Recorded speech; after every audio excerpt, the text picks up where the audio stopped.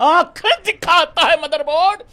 शुभमन गिल के लिए दो दो शब्द पहले तो तुम लोग लिख दो भाई लोगों। शुभमन गिल के बारे में एक बात यहां बता दूं मैं, केएल राहुल के बारे में तो मुझे इस वजह से अच्छा लगता है क्योंकि हर चीज में उस आदमी को ब्लेम डाल दिया जाता है। शुभमन गिल की ये 78 रनों की पारी, हालातों को देखते हुए, कप्तान हैं, इंग्लैंड की टीम तुम्हारे पीछे भाग रही है, इंग्लैंड की क्राउड तुम्हारे पीछे लगी हुई है, इंडिया में बैठे हुए कुछ बहुत बड़े दिमाग के लोग तुम्हें उस बात पे कहते हैं कि तुम्हारे पास ये नहीं है। इंग्लैंड को जब तुमने पूछा, उस वजह से इंडिया हार गया पिछला मैच। अरे मूर्खो, नलायको, इंडिया वो मैच अपनी नलायकी, अपनी खराब बल्लेबाजी की वजह से हारा था। वो शुभमन गिल के उस वजह से नहीं हारा था। एज कैप्टन मैं इस चीज में उसका हमेशा साथ दूंगा।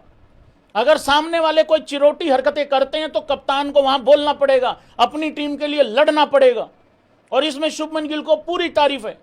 यह शुभमन गिल की 78 रनों की पारी 167 बॉल में खेली हुई मुझे भाई लोगों मेरी पर्सनल अचीवमेंट लग रही है। पता नहीं क्यों, जिस जिसको भी ये पर्सनल अचीवमेंट लग रही है वो यूं कर देना भाई लोगों।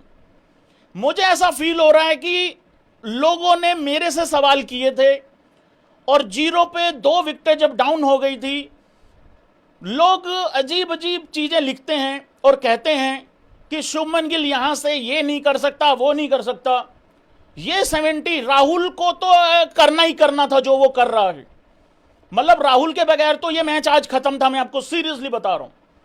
लेकिन जो शुभमन गिल ने 78 रनों की पारी खेली है, जिस तरीके से, ये अपनी अचीवमेंट लग रही भाई। ऐसा लग रहा है जैसे मैंने किसी को जवाब दिया इस पारी से।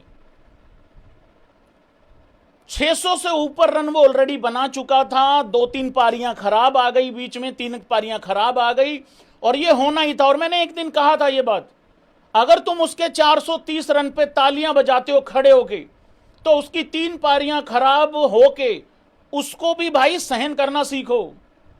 ये बड़ी सही बात थी। उस्ताद जी बहुत सही बात कर जाते हैं बीच बीच में। बहुत ही बढ़िया, आउटस्टैंडिंग यार भाई यार। सारा का सारा काम ठीक कर देंगे भाई लोगों, यहां से चिंता नहीं करनी है किसी ने भी। अब एक बात बताओ, वो एक सवाल पूछना था, मैं कहा लेट्स लाफ गाइज, अब तो ये फ्लैट हो गई होगी ना पिच?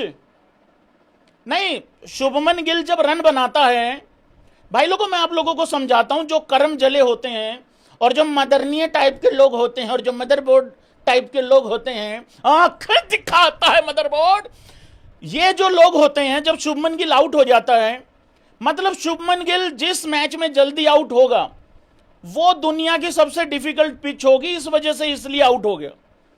और जिस पिच पे शुभमन गिल रन बनाएगा वो सबसे फ्लैट विकेट भाई घोषित कर दी जाएगी।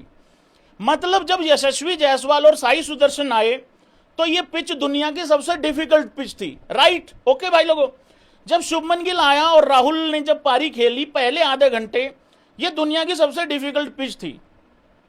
लेकिन जैसा ही शुभमन गिल ने अच्छा खेला, बॉल को अच्छे से टाइम किया, सर नीचे रख के खेला, और राहुल ने जिस तरीके से खेला, उनकी तारीफ नहीं करनी, फिर ये विकेट फ्लैट हो जाती। वाह भाई वाह, बहुत बढ़िया भाई, यही तो है, यही तो है, यही तो है। बहुत ही बढ़िया यार, मजा आ गया भाई।